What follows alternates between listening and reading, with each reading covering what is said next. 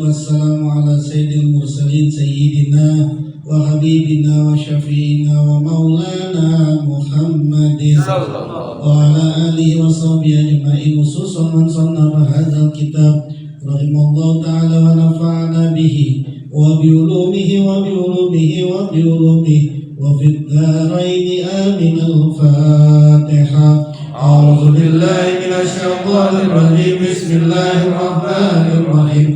Alhamdulillahi rabbil alamin arrahmanir rahim maliki yaumiddin.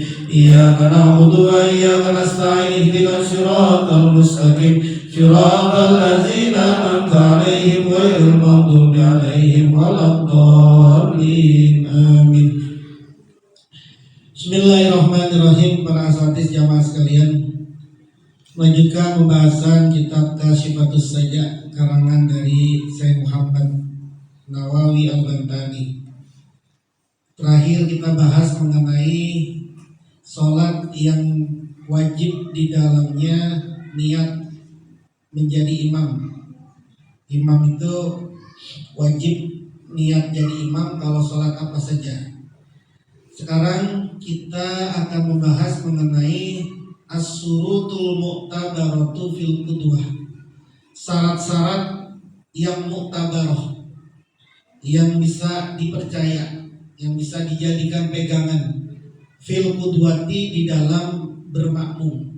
Apa syaratnya kita menjadi makmum? Yang pertama, alla ya'lama butlana sholati imamihi. Syarat yang pertama, kita tidak tahu batalnya sholat si imam bihadasin au ghairihi, sebab hadas atau selainnya hadas.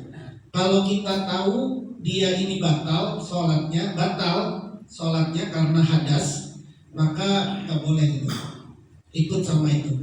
Tapi kalau kita nggak tahu batalnya sholatnya si imam karena imamnya nggak ngaku, misalnya dia lagi sholat kemudian kentut, dia mau batalin, dia malu, kita juga nggak tahu, ya sah semua. Yang nggak sah imamnya aja.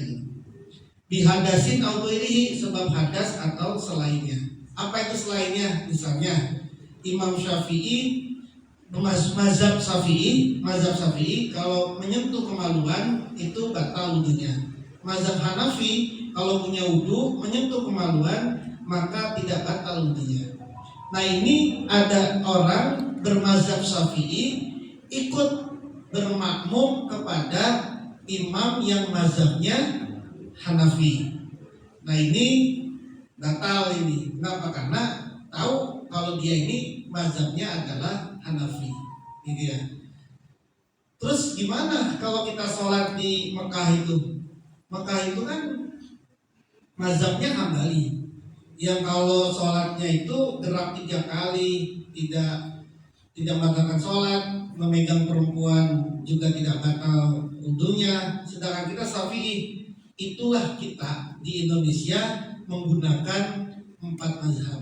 Kita ini Ahlus Sunnah wal Jamaah. Kita di Indonesia ini, terutama di Jawa yang kita pegang ini, kita ini Ahlus Sunnah wal Jamaah. Makai fikihnya 4 mazhab: Hanafi, Maliki, Hambali, Syafi'i, Hambali. Meskipun mayoritas yang kita pakai adalah Syafi'i, tapi kita megang 4 mazhab ini.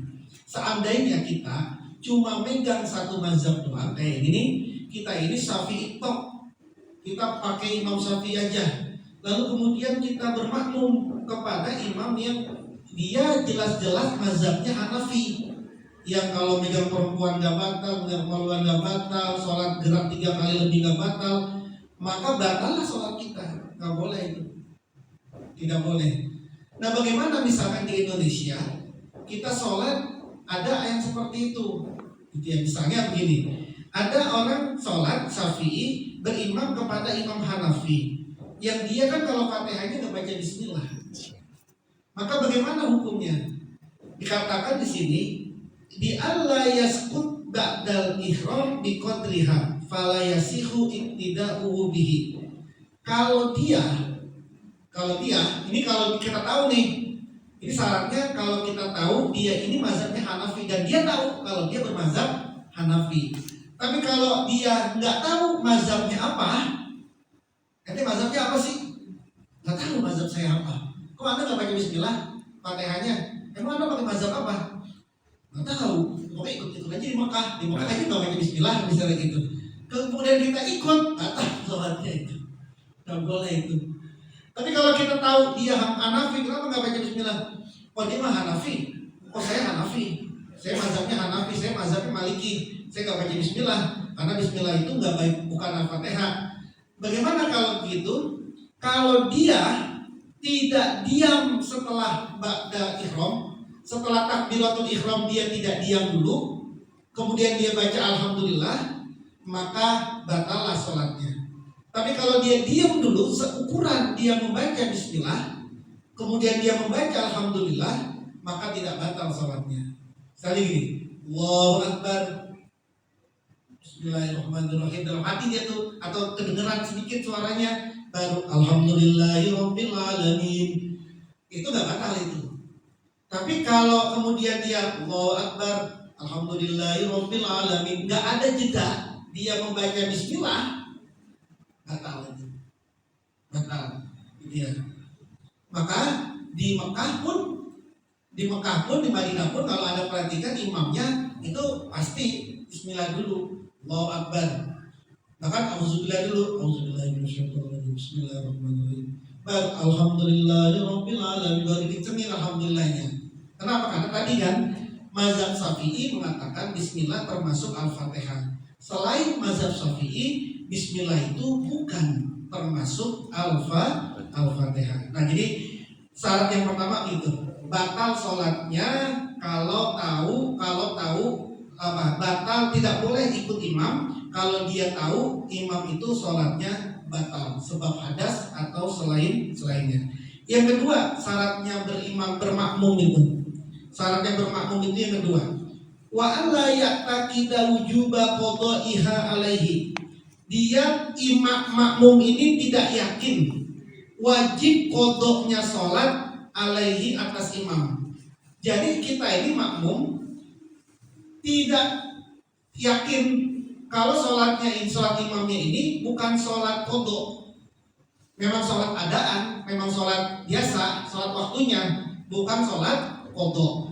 Tapi kalau kemudian kita tahu si makmum ini lagi kodok sholat, si imamnya ini lagi kodok sholat, misalnya dia lagi kodok sholat zuhur, kemudian kita bermakmum kepada dia, bermakmum sholat zuhur kepada dia, itu tidak boleh. Kenapa? Karena kita tahu bahwa si imam sholatnya sedang sholat kodok, bukan sholat adaan, bukan sholat di waktu di tempatnya. Wa alla yakuna makmuman. Yang ketiga, imam ini bukan makmum. Jadi nggak boleh berimam kepada makmum yang dia jadi makmumnya orang gitu.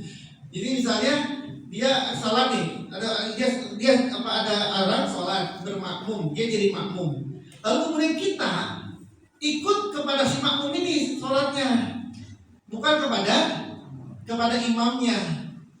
Itu kenapa? Karena si makmum ini menjadi makmum daripada seorang imam. Artinya si makmum ini betul-betul si orang yang kita anggap imam ini sebenarnya kedudukannya menjadi makmum.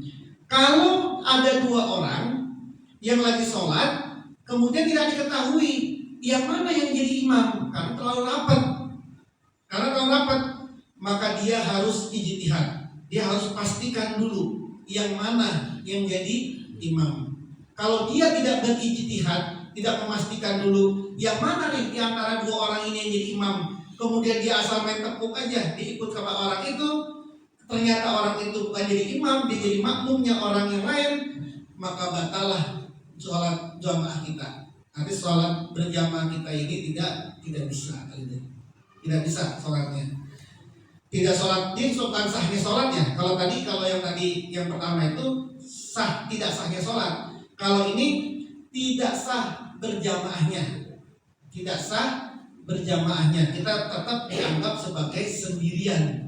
Kita bermakmum, kita berimam kepada orang yang dia bermakmum, dia sebagai makmum, maka sah sholatnya, tapi tidak dianggap sebagai berjamaah. Sama seperti yang tadi yang kedua, kita sholat imamnya ini qadha sholat, lagi qadha sholat, kemudian kita ikut sama dia, sholat kita sah, tapi tidak dianggap sebagai berjamaah. Nah, yang contoh yang pertama tadi hadas itu, si imam ini batal karena gak baca bismillah, karena tidak sholat 3 kali berturut-turut, lalu kemudian kita ikut sama dia, berarti kan kita ikut sholat imam yang batal. Nah itu yang jadi masalahnya itu. Yang keempat, wala umiyan, nggak boleh juga ikut kepada imam yang umi. Apa umi itu? Umi itu yang tidak bisa baca, tidak bisa nulis. Umi, dia tidak bisa baca, tidak bisa nulis. Ada orang nggak bisa baca, nggak bisa nulis, tapi hafal Al-Fatihah, hafal surah-surah, nggak boleh bermakmum kepada dia, berimam kepada dia. Kenapa? Karena dia nggak bisa baca, nggak bisa nulis, meskipun Al-Fatihahnya hafal, Kalau umi sama umi boleh. Orang buta huruf bermakmum berimam kepada orang yang buta huruf boleh. Tapi kalau orang yang tidak buta huruf, kita bermakmum kepada imam yang buta huruf, meskipun dia hafal, maka tidak boleh. Yang kelima, wa alla yataqaddama alaihi fil mauqif. Gak boleh makmum itu mendahulukan imam fil mauqif, di tempat berdirinya. Imamnya di sini, dia di depannya imam. Gak boleh dia mendahulukan. Apa patokannya? Wal ibratu fil qa'im bi aqibaihi wa huma muakharu qadamaihi. Patokannya apa? Tumitnya. Bukan, ini bisa telapak kaki ya, Ini tumitnya. Bukan telapak kakinya, bukan jarinya, bukan jari kakinya. Jadi misalkan imam di sini, kemudian kita ini di sini, nih, yang penting tumitnya kita ini di belakang tumitnya imam, meskipun kaki jarinya ini hampir sama karena jarinya panjang misalnya gitu, hampir sama, nggak apa-apa. Yang penting tumitnya makmum ada di belakang tumitnya imam. Kalau fa'in taqaddama alaihi fi zalika, kalau dia si makmum ini mendahulukan atas imam fi zalika, di dalam bermakmum itu, batalat sholatuhu, sholatnya jadi batal. Bukan berjamaahnya batal, sholatnya jadi batal. Illa fi sholati siddatil khauf, kecuali pada sholat khauf. Sholat khauf pasti kita nggak pernah praktek, dan jangan sampai lah praktek sholat itu berarti keadaan perang, sholat dalam keadaan berperang. Yang keenam, wa ayya'lama intiqalati imamihi, makmum harus tahu intiqalnya imam, berpindahnya imam. Imam ruku, makmum tahu ruku. Imam takbiratul ihram, dia tahu. Imam iktidal, dia tahu. Bisautin karu'yatihi, seperti dia melihatnya. Au sama isautihi, atau mendengar suaranya. Au sauti muballigin, atau suara mubaliknya. Jadi dia harus tahu intiqalnya. Bertaunya itu dengan melihatnya, atau dengan suaranya si imam. Dia nggak melihat imam, tapi dengar suaranya. Atau dia nggak dengar imam, tapi dia mendengar suara mubalik. Mubalik itu yang biasanya misal imamnya Allahu Akbar gitu ya. Nah itu namanya mubalik, gitu ya, mubaliknya. Dia nggak dengar suara imam, tapi dengar suara mubalik. Nah itu sah. Tapi kalau dia tidak mendengar suara si imam, suara imam tidak tahu, dan dia tidak melihat, main feeling-feelingan aja misalnya gitu, maka tidak boleh, menjadi batal. Yang ketujuh, wa ayyajtami'a fi masjidin aw fi salasimi'ati zira'in takriban. Yang ketujuh, syaratnya bermakmum itu keduanya, antara makmum dan imam, fi masjidin, ada di satu masjid, di satu musola, di satu masjid, di satu tempat. Au fi salasati ziroin takriban, atau seukuran 300 ziro takriban seumpamanya. Misalnya imamnya sholat di sini, makmumnya sendirian di sana, nggak apa-apa, masih bisa itu, gitu ya, masih bisa di sana. Imamnya di sini, makmumnya di sana, masih bisa itu. Yang nggak boleh imam di sini, makmumnya di rumahnya di sana, rumahnya di sana. Meskipun ada sautnya, ada suaranya, kecuali kalau memang nyambung sautnya. Misalnya ini Jumatan kan sampai luar, lalu kemudian di luar kan nyambung, lalu sampai ke rumah di sana, nggak apa-apa. Kenapa? Karena masih ada satu nyambung di satu masjid. Tapi kalau dia imamnya sholat di sini, makmum sholat di rumah di sana, meskipun kedengaran suaranya, nggak bisa, karena bukan di dalam satu masjid, bukan di dalam satu masjid, dan tidak ada muberan dari masjidnya, gitu ya.